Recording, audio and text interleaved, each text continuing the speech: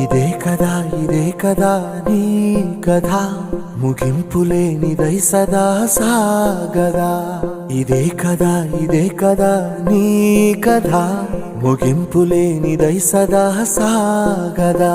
నీ కంటి రెప్పలంచున మనస్సు నిండి పొంగిన ఓ నీటి బిందువే కదా నువ్వెతుకుతున్న సంపద ఒక్కొక్క జ్ఞాపకానికి 100 ఏళ్ల ఆయువుందిగా ఇంకెన్ని ముందు వేచనో అవన్నీ వెతుకుతూ పదా మనుష్యులందు నీ కథ మహర్షిలాగా సాగదా మనుష్యులందు నీ కథ మహర్షిలాగా సాగదా